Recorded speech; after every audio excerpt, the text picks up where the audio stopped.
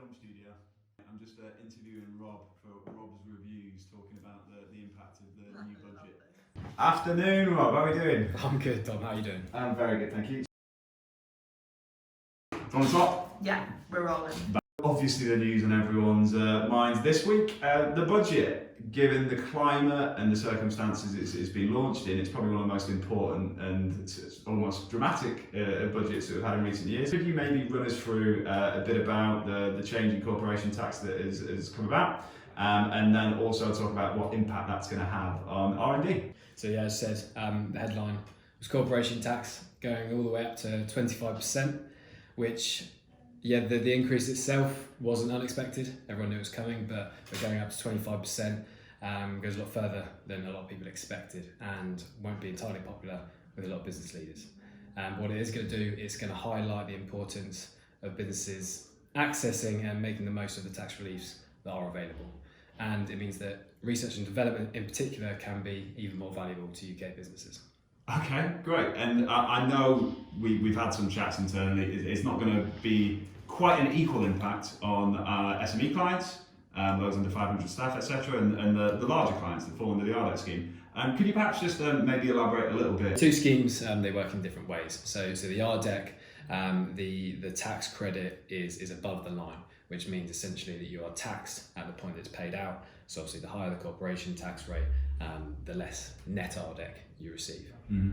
So the SME, it works in a different way. So similarly, you still qualify a portion of your costs, but that qualifying costs essentially forms an additional deduction from your taxable profits. So you get tax reductions or repayable tax credits. So what it means is that the higher the corporation tax rate, the more you stand to save per pound of R&D you're spending. So under the new corporation tax rate of 25%, per pound of R&D, a profit-making company could be saving up to around 32.5 pence.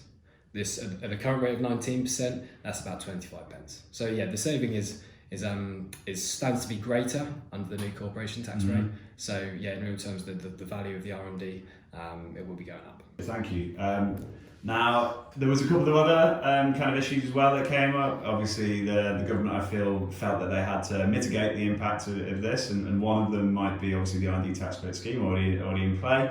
The other one was obviously the Super Deduction regarding capital investments. This I know a lot of our client base in construction, etc., will be particularly interested in, also those in engineering fields.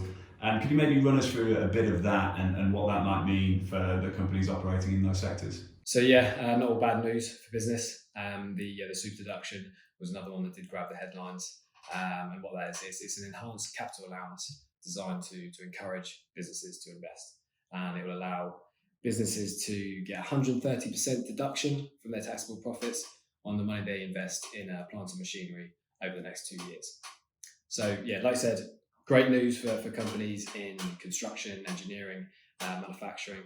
And I mean, these are industries that already contain a huge amount of R&D, and the Super Deduction could end up in accelerating that innovation, particularly for companies who can sort of capture savings through the R&D tax relief scheme as well. So yeah, so huge opportunities for businesses over the next couple of years who can sort of capture the benefit of the two reliefs, sort of working side by side. Yeah, perfect, thank you. The one other aspect, I know that there was R&D Tax Consultation that was opened up as part of the budget, or it was announced simultaneously. Can you talk us a bit through that and maybe about how the kind of the wider market of companies out there can also get in touch and maybe influence the shape of the R&D tax credit scheme going forward? Of course, yeah. That's the latest R&D Tax Consultation.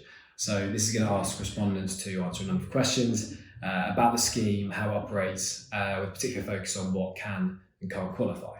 So the current definition of R&D was set out in 2004. So there are question marks over whether that is still up to date with modern business practices, and whether at this point it's currently excluding costs and activities that do contribute to R&D. So cloud computing costs, for example, that's been under discussion for some time now. There's also the question over whether the scheme should be expanded to include areas such as mathematics and the social sciences, and also whether it should be better incentivising green technology. So the government wants to maintain the UK's status as a global leader in innovation, and it's set itself the ambitious target of raising total investment in R&D to 2.4% of GDP by 2027. So if it's going to do this, it needs to make sure that the R&D tax relief scheme is fit for purpose, and that's what this consultation is all about. Is that right? I think that's a wrap.